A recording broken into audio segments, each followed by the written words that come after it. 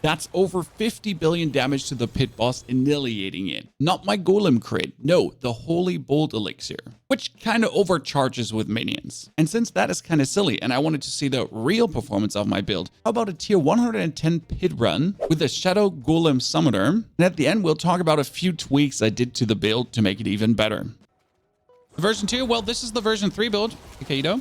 I like the version 2 build too, but the version 3 build is objectively better and the gameplay is more fun because the blood mist just really allows you to survive more things. I mean, without the blood mist, I would have during that boss fight died many times over.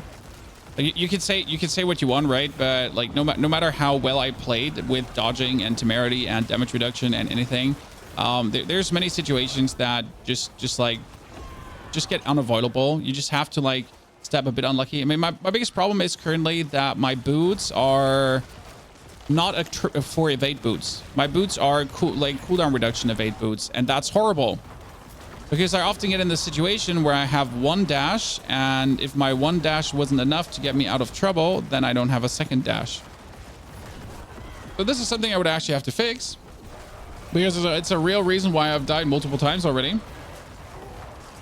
Not be able to just dash. Safety. Your skills get ready faster than mine. Well, it is because I'm using the Reapers for cooldown reduction. So again, I'm using them. Then I'm spamming my Decrepify on everyone, so they're decrepified for a lucky hit. And I'm using all my skills to essentially do this. And we're using the Blood Mist together with Corpse Explosion to cooldown reduce as well.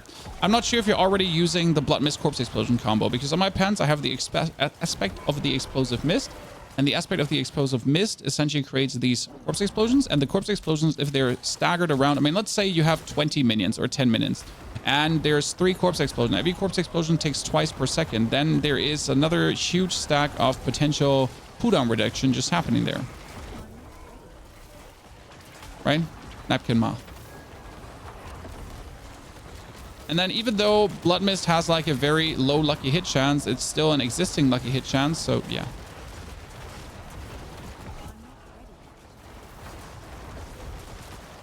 Here you go.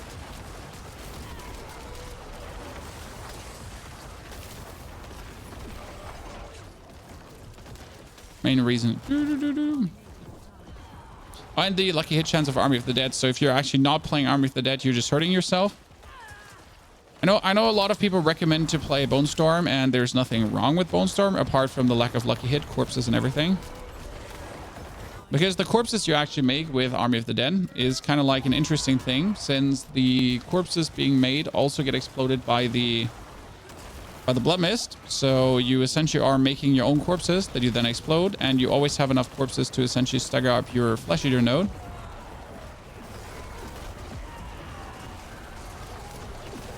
Now you notice how many minions are stacked on top of each other. So this is like tons of minions. And that means that I'm essentially getting like an instant cooldown reduction, so I can just like spam my golem. And if I can spam my golem, well, then we're talking. That's where the damage is coming from, right? And then yet still, like, you notice how these guys just refuse to die because welcome to very high level pits where everyone is like the equivalent of a goddamn tank.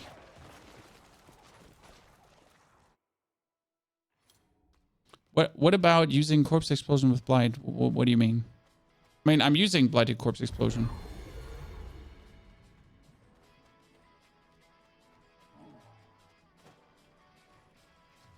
Not sure what we're talking about, no. Sometimes we need to work on our communication skills, Chad. Sometimes I'm really unsure what you want.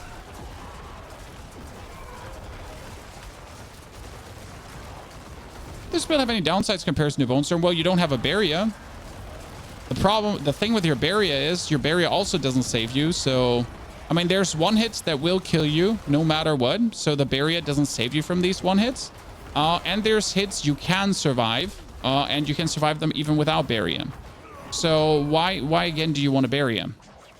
I mean, if there are literally hits that you can survive with or without barrier, and the hits that you wouldn't survive, it doesn't matter if you have a barrier. Then having a barrier doesn't matter. I don't know if it gives you a better feeling to have this blue bubble around your health. That's obviously like unarguable. Maybe that's what you want. So yeah. Army of the Dead is currently superior. I mean, alone to consistently have corpses to summon for the Flesh Eater node, it's just the best. Because I'm essentially like, I don't know if you're looking at my skill bar, but my skill bar, you can see the Shadow Black Key passive stacks up extremely fast every single time. But at the same time, I mostly have like the Flesh Eater node with 5 times consumptions because I'm literally just spamming that, right? I'm spamming the 5 times consumption to truly like have the bonus damage happening at any moment. By the way, we have like a very good run through here right now. Housing is pretty good.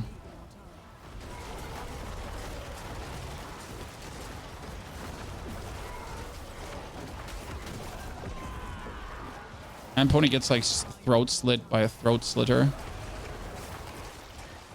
So that's why Army is so good. If you get a link for this build, latest uploaded YouTube video. Has everything explained to you. Don't forget to like and subscribe. Don't forget to drop your primes up. Don't forget to have a good time.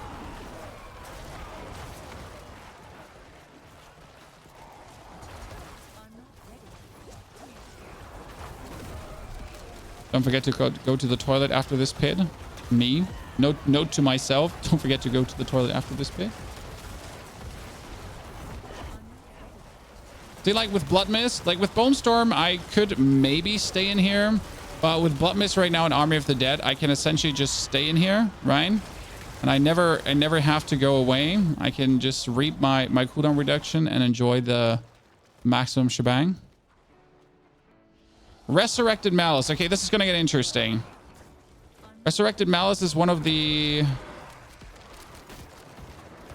more interesting ones where you can also stay relatively close at all times. And he's not as tanky as Bramble, because let's be fair, Bramble, like, I'm not sure if these bosses actually do have different HP, but it does seem like every time I fight Bramble, he just seems like to have like a billion HP while, well, wow, I did not expect to die there. Well, the other one doesn't. Well, I think we have enough time, but that's unlucky. One thing we forget is this one. Ta-da.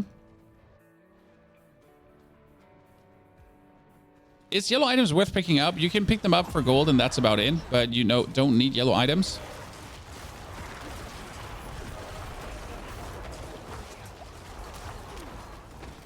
So no, don't pick up yellow items. I mean, like, you can sell them, but at the same time, you can sell just your legendaries. Picking up yellow items essentially forces you to just go more often back to the, back to town. Right? I mean, you'll be stuck like going back to town, and then you're going back to town, and then you're going back to town, and then you're going back to town. So that's essentially what happens when you keep picking up yellow items. So my recommendation is to not pick them up. At the end of the day, you want to like get your whispers done, and you want to kill your things, right? And you don't want to spend like infinite time and the other kind of stuff. Let's see how much time we're going to be taking to get staggered again. How fast did he get staggered? I mean, seriously. Felt like he went from one stagger into the other, like in like fluent motion. I mean, I am spamming my corpse tendrils like as much as I can, right? Yeah, goodness Christ, he's almost at the next stagger. I survived that. See? I would have died to this without my HP, right? It's like one of the things, I can take that hit, right? I don't have to avoid that hit. I can accidentally take that hit as well, and it won't like obliterate me. Whereas if I had less HP, I would die. Again, take the hit. We probably should stop taking that hit though. Okay, we got the snake. Okay, that's snakes and her. That's kind of fortunate.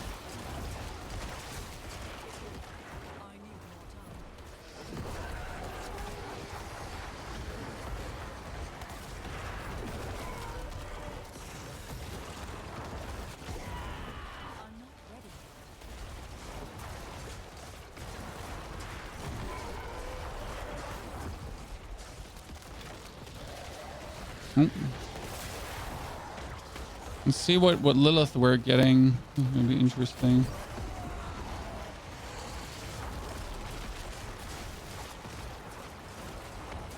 Okay, 4 minutes left. Half HP down. How much time did we take for this, Chad? Anyone paid attention?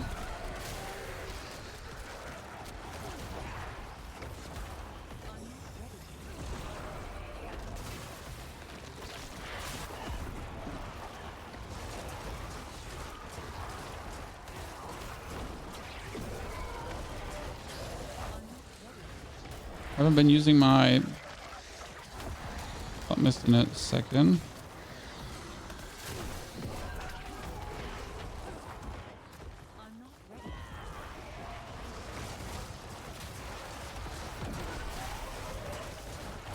Okay, which one are we getting? Standard Lilith? Triangle? Triangle formation!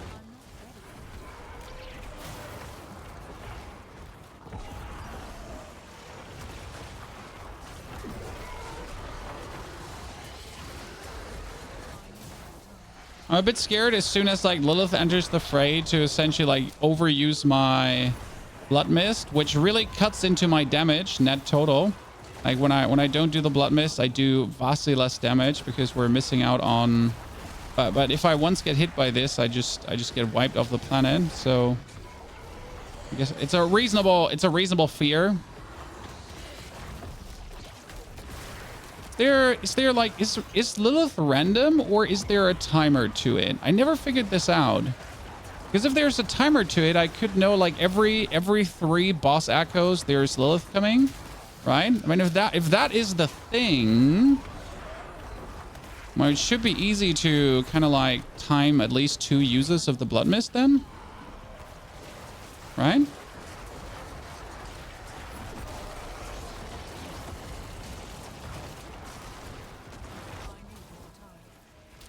I don't know if there's anything to it.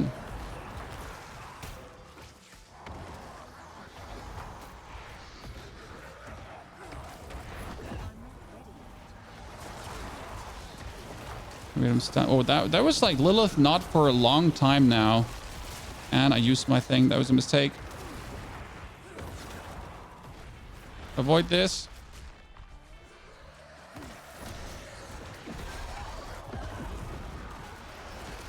I had to ask for it, right, Chan? I had to ask for getting my ass handed to me. See, by the way, did you notice how I didn't have my my dash there because I used it a second earlier, and I need to essentially attack X times to then get my dash back.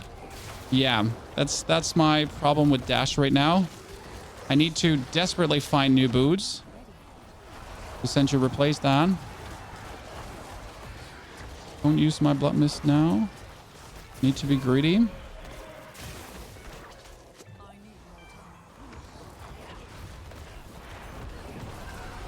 Aha.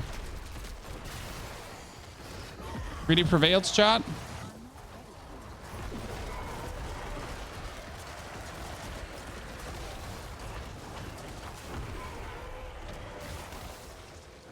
I think we can use it one more time. Be good, right?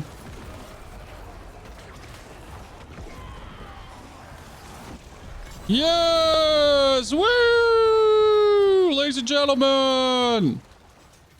Okay, 110 has fallen. Now to the gear, which ain't perfect yet, that pushes us forward. Ignore the amount of armor because it's 9,000 with the right Paragon board, but I have the Mage Paragon board on right now. Weapon is currently a sword. Yes, Scythe is more damage. The reason is that a sword does 4,412 maximum damage and a Scythe does 4,900 maximum damage. The weapon has maximum life, intelligence, and life on hit. The intelligence could be crit, and I kinda loathe to let go of life on hit because with all the damage over time I do, life on hit just stacks up extremely nice and just instantly soaks back my HP if I even take a single point of damage. Minion attack speed and summoning damage. Make sure that your minion attack speed is as high as possible here, since then you don't have to play the frenzied aspect on your amulet. Right now we have 30.5% attack speed here, and I'm getting another 16.2 attack speed bonus from a ring. which brings me exactly to 55%, and with a 45% of the Frenzied Dead, we're at the 100% value.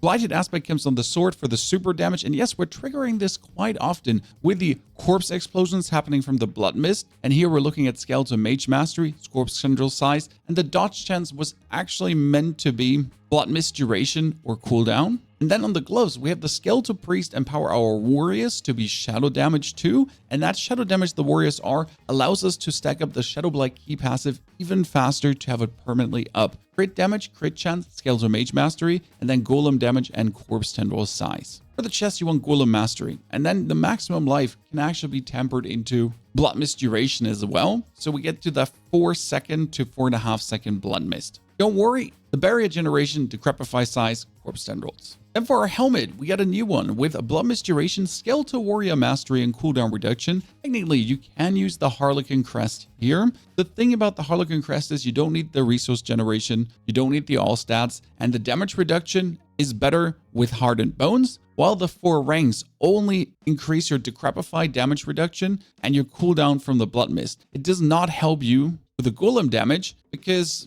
the Golem ain't a skill that can get boosted like that. For the amulet, you need the Hellbound Commander. It is the most important thing in the world. Just gamble all your obols away until you have it. Since Hellbound Commander is another 105% increase to your minions' damage, and you notice the close to them as their hands are glowing blue. And with the new Blood Mist, you can always stay close to your Golem, more or less. And since we don't have to have Frenzied Dead on here, now we can have Reanimation for more damage multiplier, Golem damage, and ultimate cooldown reduction, which gets followed up by ultimate cooldown reduction or Golem skill cooldown reduction, crit damage, crit chance, and then Frenzied Aspect. Plus on the ring, the attack speed, the Golem active cooldown reduction, and I sadly did temper summoning damage. It is what it is. Could probably go over to Golem damage here. I mean, summoning damage profits everyone, plus Army of the Dead for the super damage boost. Now, technically, the Aphotic Aspect can be turned into Inner Calm, that when you're standing still, you do ramp up more damage. But we're actually moving a lot with the Blood Mist. We're activating the Corpse Explosion a lot with the Pans of the Explosive Mist, so that wouldn't be an option. Skill tree did change a wee bit. We're always maxing out spiked armor. And the reason for that is that I don't want to waste many Paragon points for armor, so we want to boost this as much as possible. Then we're having the Death Embrace going for the damage reduction, while we don't play Death Approach because the bonus movement speed doesn't really help us, whereas Death Embrace might actually keep us alive. Lastly, we did drop the Terror. We might stagger the boss, but we don't just stagger it enough to make those 3 points be a thing. Realistically, if you get good armor rolls on your gear, then you can take out the 3 points in spiked armor and do jam them over to Terra. As well as we do have 2 points in Blood Mist right now to reduce the cooldown a wee bit. They could be put into Terra as well if you do feel like you do need that bonus damage. That being said, I did try out Crippling Darkness and I'm barely hitting any lucky hit. So that point from Crippling Darkness for the stun that does provide a little bit of bonus stagger is maybe being hit 1 out of 50 attacks. It's truly sadly not worth it and not doing what I needed to do. But that Crippling Darkness could go over to the Terror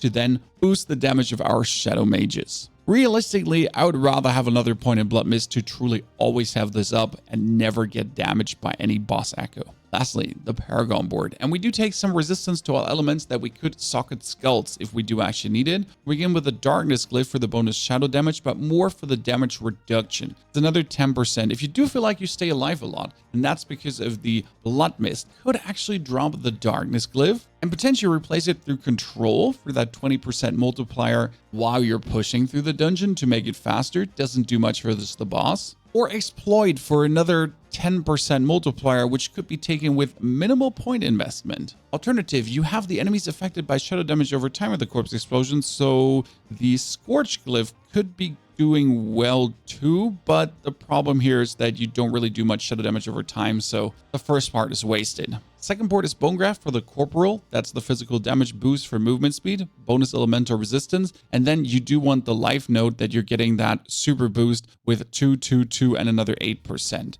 Going through the Cult Leader board with a Debt Razor Glyph, into the Hulking Monstrosity Golem board with currently Territorial on the damage reduction. That one could be exploited as well. And I kind of really want to weasel out 1, 2, 3, 4, 5, 6 points just to get another 50% golem damage, because it's just, you know, simply waiting for you. Which makes you think about, yes, dropping this rare darkness glyph, then we could be putting on the exploit that we just talked about, right? And activating exploit is actually quite simple, and you don't really need to invest many points. Don't even have to take the damage over there. Nothing. Like, right, we get this already activated. Can even take that one out as well. So that's 29 points. I get 2 left. If I now could somehow get rid of the elemental resistance, then we get 7 points left over to suddenly be moving over into the golem board. Which gives me another free point that can be invested in damage while golem is active.